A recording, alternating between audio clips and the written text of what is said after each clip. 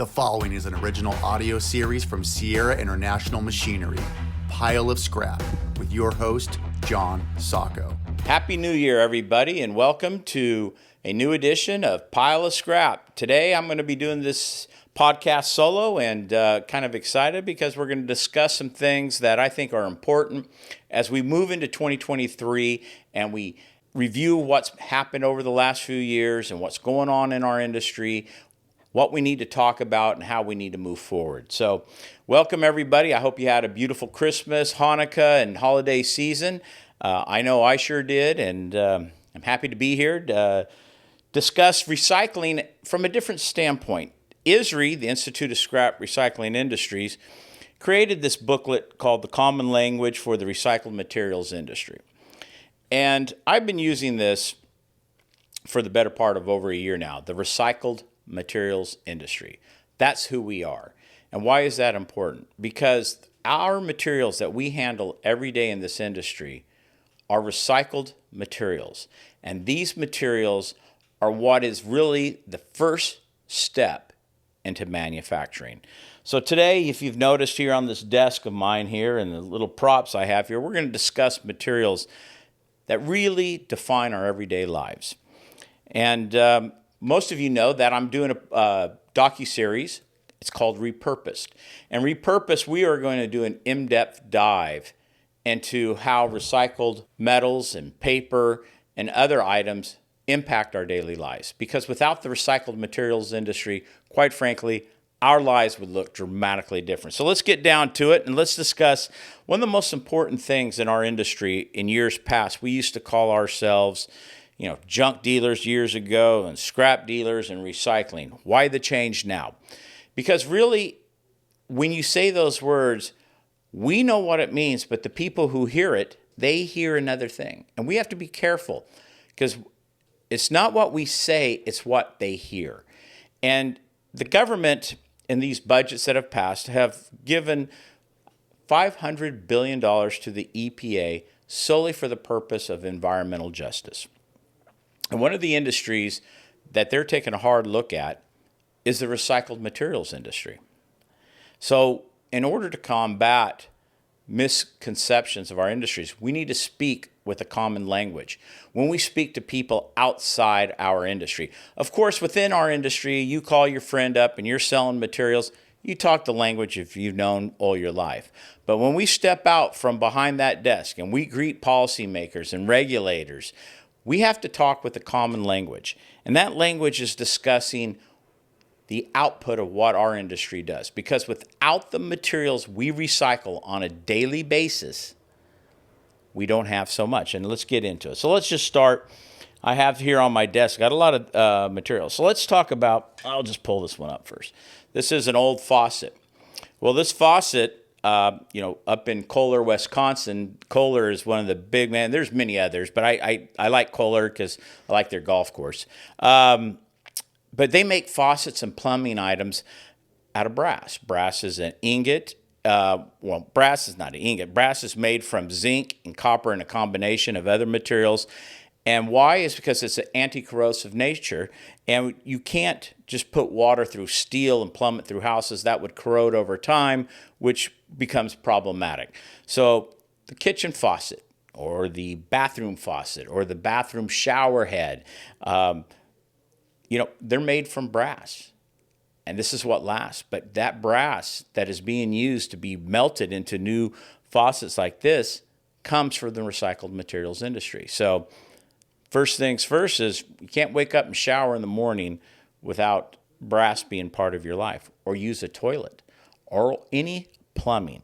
I have other materials here. Everybody sees this underneath the sink. Well, that's a piece of brass. And this brass, again, made from copper and zinc on a combo and other materials, this is what we need in everyday lives because really the health, think about the health of our nation and of humanity with proper disposal or proper, when we go to the bathroom, we have to properly dispose of human waste, if you will, and without it, our environment would not be safe. It'd be quite contaminated, if you will. Okay, here's a brass valve. Now, these these are water valves used in so many areas of industry, from industrial plants to farming to hospitals. Again, anti-corrosive nature. Brass is used so they can move water through this and it won't corrode, and it's going to last a very, very long time. And again, these metals are infinitely recyclable. So let's keep moving on. Let's talk about our electrical grid. Here's a beautiful piece of copper wire that was stripped that comes from the oil fields, which provides energy for our country, which provides the fuels we need to do farming and to use transportation to move products, be it rail, be it the highway or air freight. Without electrical grid and without the energy sector, we're not going to be able to do that. So this copper wire here is going to be recycled, and it's going to be put back into more recycled content into the electrical grid.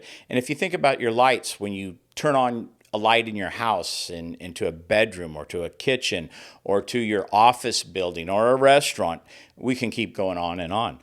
The electrical wiring to help turn on those lights is made of recycled copper. Huge amount of copper content in any wiring. It's over 33% minimum, and there's more in other applications. But think of medical supplies. Think about an operating room in a hospital. How are we going to operate without all the electrical requirements for the monitoring of the person who's in an operating room, monitoring the heart, the breathing, and all the tools? And that's all powered by copper. And copper, most of the copper that we're using in these elements come from recycled copper. So let's keep that in mind. The health of our nation and the health of our people stems from recycled metal. Here I have this is a defibrillator that we keep in our office. There's electrical components in there made from recycled copper. There's an aluminum canister of oxygen to put somebody on oxygen should a medical emergency arise. That aluminum is going to be made from recycled aluminum. Again, I think you see it now, how recycled metals touch our daily lives. And this one I love. This is one of my personal favorites here. This is an old-fashioned iron. Well, recycled iron is what goes into making all the steel that is required to build our bridges, to build our roads, to build the foundations that have rebar in it, to build buildings that have structural steel in it. That is all coming from recycled iron. Over 70% of all new steel in America is made from recycled iron. We are doing a plant expansion in our factory in Jessup, Georgia, and all the steel beams and the 24,000 square foot expansion and 96,000 square feet altogether, every one of those beams came from a steel mill in America that was made from 100% recycled iron. And I think you have to understand that every building, every skyscraper, hospital, school, the steel beams in there are coming from recycled iron. So without a vibrant, healthy recycling industry, or the recycled materials industry, as I like to call it, that's not going to be available. So what are we going to build our hospitals out of? Are they going to look like Civil War hospitals, cabins, one-story, dirt floors? See, I don't think that's even an option. So we have to think clearly why the recycled materials industry is essential to every part of our daily lives. Here's here's an electrical wire to a sensor with an aluminum mount. All of this made from recycled materials. So my water flask, it's a Yeti. I'm not promoting Yeti. There's many out there, but this one's a Yeti. It's made from stainless steel. Stainless steel is mostly made in this country from recycled stainless or iron, recycled iron mixed in with nickel. So, and again, in a restaurant, stainless steel in your kitchens, in the hospital beds. Again, without recycled stainless, without recycled metals, what are we going to operate on? So that's very important. And it keeps your water cold. All right, let's keep moving on. Some other interesting uses for aluminum is this picture here of our factory in Georgia. this picture is on aluminum, and it's really cool. And it's, again, it's made from recycled aluminum. Now let's talk about the products you've probably received during the holiday season. A lot of them come in, a lot of these plastic bags. And though this plastic might be recyclable, it is very difficult to recycle because it has the bubble wrap mixed with a different plastic. And I think, the industry itself, as the products manufacturers and shippers like Amazon, see, here's an Amazon package made from paper that something was shipped in. Much better and easier to recycle this paper than it is plastic. So I think the product manufacturers and people like Amazon and anybody shipping any product, are going to be morally responsible to ship their product in an easily recyclable product, such as this paper bag versus this plastic bag. So, again, I think we can all recognize the Amazon logo here on a box made from cardboard. Cardboard has, over 50-60% of cardboard is made from recycled paper. And that's important because the products we touch, you have to know, well, where'd they come from? It's not just virgin wood. Now, let's dispel this myth that we're cutting our forest down to make paper. No, we're not. Paper made from virgin wood usually come from tree farms that paper mills own. So it's a crop. It's kind of like, corn, wheat that is grown. Okay, it's harvested every 40, 50 years, unlike wheat and, that's a rotational crop that is, few months and you got a crop. So I think that's important for everybody, again, to talk about when we talk to people about our industry, what we're doing. So as we go forward into 2023, it's my hope that people in our industry and people outside our industry understand that their daily lives will be completely impacted in a negative way without the recycled metals industry or recycled materials industry. Think about your car.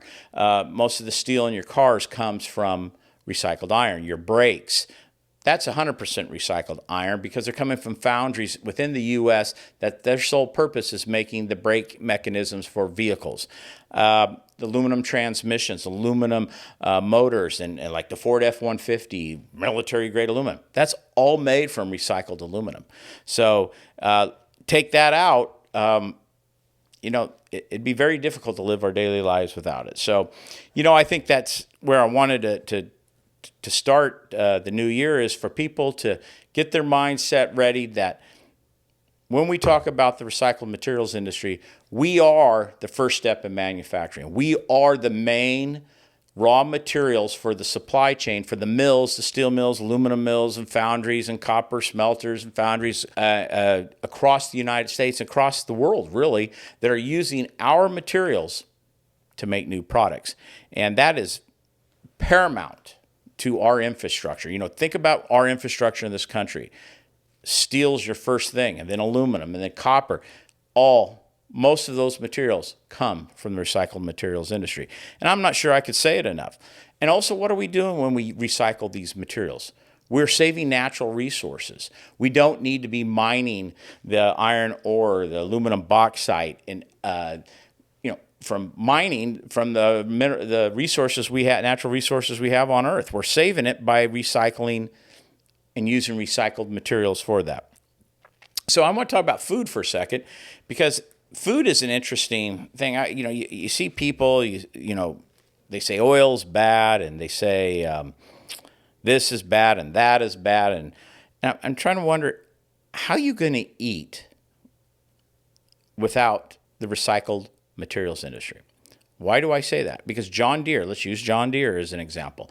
They have foundries, as other harvesters, International Harvester and Case and who have you, who are creating the machines that harvest our food. They're made from steel. Most of it's made from recycled steel, recycled iron.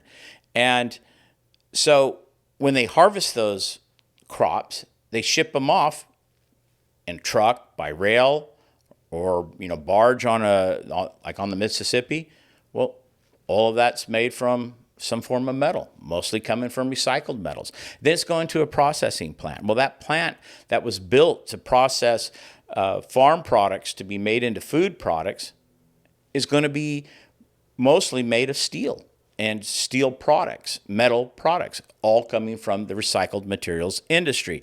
And then they gets made into food, and then that food gets packaged. It's going to get packaged in paper products in the boxes that get shipped to the markets throughout the United States, and or medical supplies that are shipped in cardboard boxes. All again, most of that's coming from recycled paper.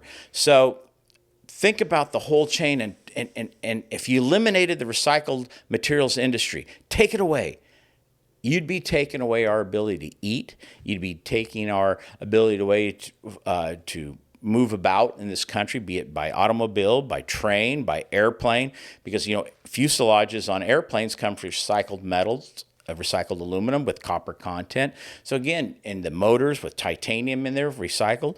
Our medical, we would not be as healthy because we wouldn't be able to have all the medical devices we need to keep people going. I did a thing earlier this year about discussing titanium and cobalt, how it's used for implants, for knee replacements, hip replacements, shoulder replacements, or if somebody fractures their leg, take some of these athletes who break their legs and you see them, they have pins and screws inserted into their bones. That's material that they use for those operations come from the recycled materials industry. So, look at so much of how our daily lives are affected. Now, let's talk about shifting gears away from the products that are being made from recycled materials to the mills in America. Take a steel mill. Sometimes people think that, they're a big polluter, they're creating carbon emissions, but do you know that electric arc furnaces as EAFs use recycled iron as their main source of raw material. Not quite 100% because sometimes they have some other supplements, but basically the mills in America, most of the mills are making steel from electric arc furnaces, and that saves electricity. It saves over 60% electricity, and over 60% of the carbon emissions are based on the fact that using EAFs reduce the amount of CO2 emissions. There are a lot of mills all over this world that are integrated that use coking coal and pig iron or iron ore from the mines to make new steel. Well, those mills are higher pollutants, and their CO2 emissions, maybe it's in another country, but CO2 emissions have no borders. And I think that's important because you can eliminate industry in America because, it looks like it's a pollutant industry. Well, the fact of the matter is somebody else is going to have to make those products for our daily lives.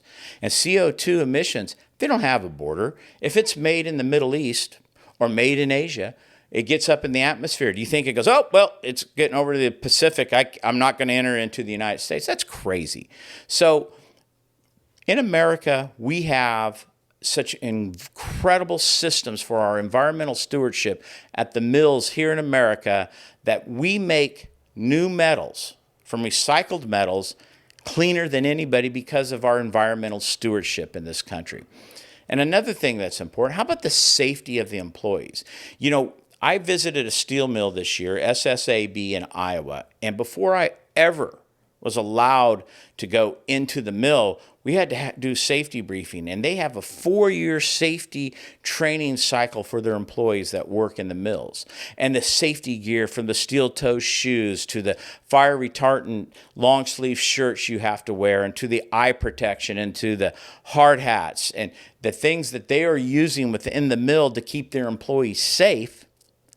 There are a lot of mills outside this country that if you were to see the working conditions, you would be appalled because they're not safe. You have people working in copper and aluminum mills and working in sandals. And if molten metal is spilt, the tragedy of the human loss of limb that's going to happen, or life because of this. No, these industries need to stay in a country that has the best safety and environmental stewardship in the world. And that's right here in this country. So let's not be so quick to say, we don't want this in America because it looks like it's polluting. Well, let me tell you something. We do it the cleanest and safest out of anybody in the world. And in my docuseries, Repurposed, we will touch on that. There'll be a whole episode in season 1 about that. So it's very important for me to talk about it.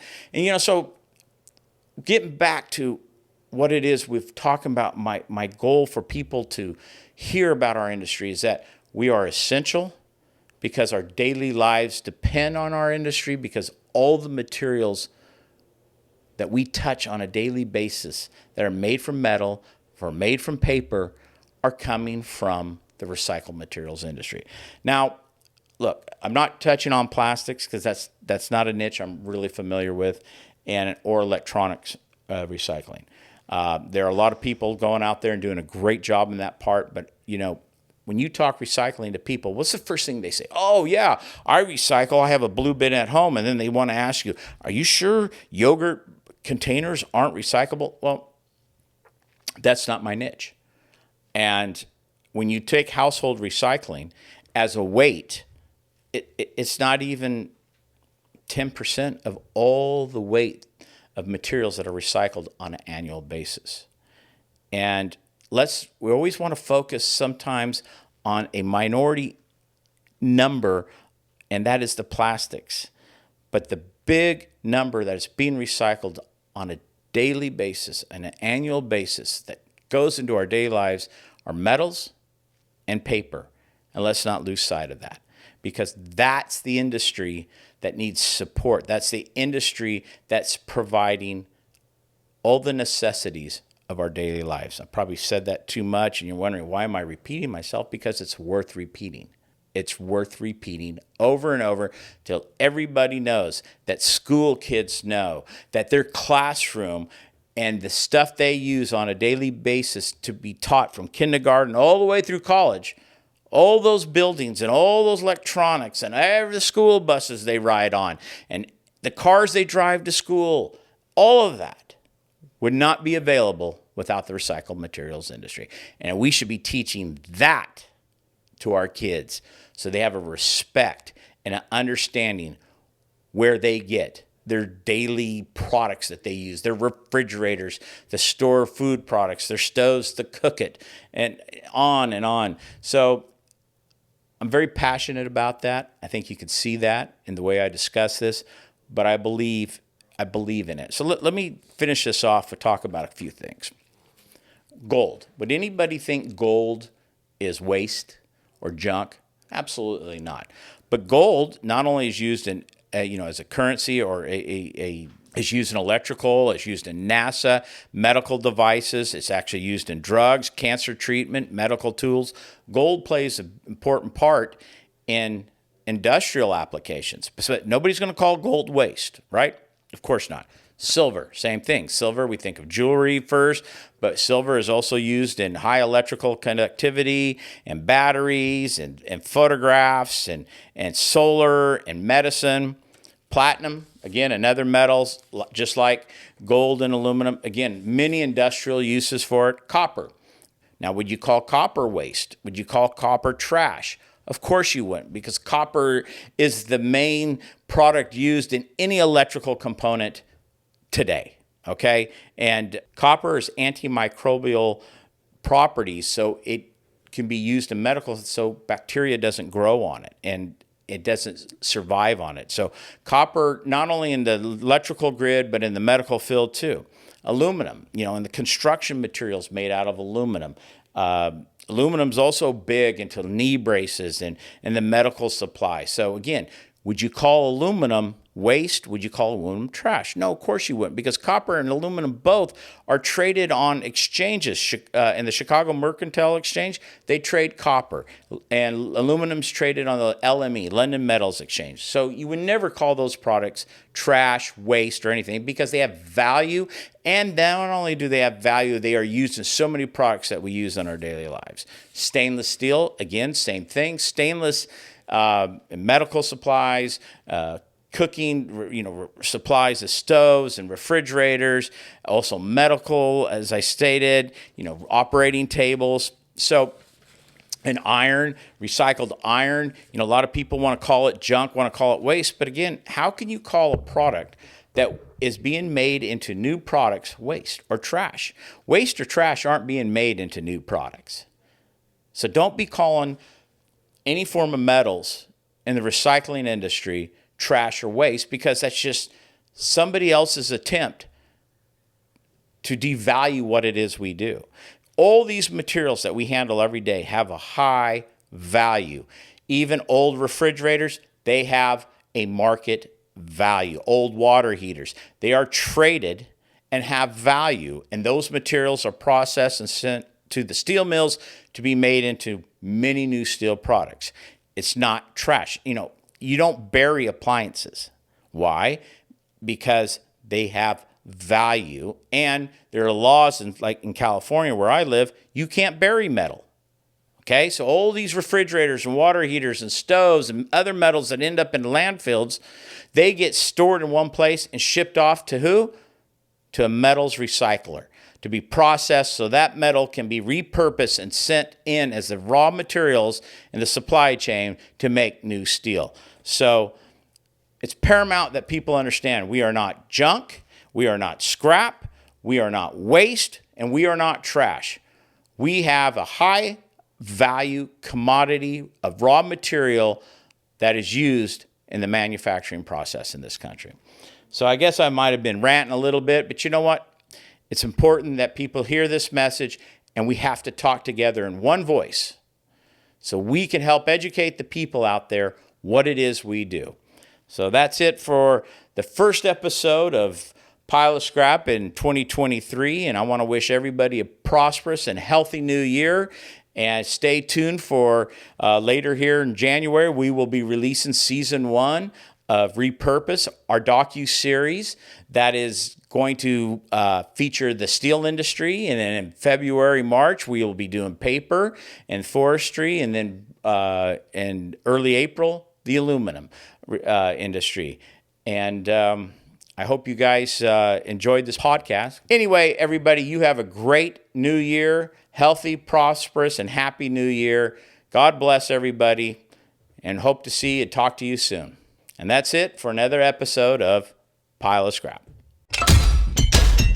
This has been a Sierra International Machinery original audio series. Thanks for listening. Please share this podcast and make sure to subscribe.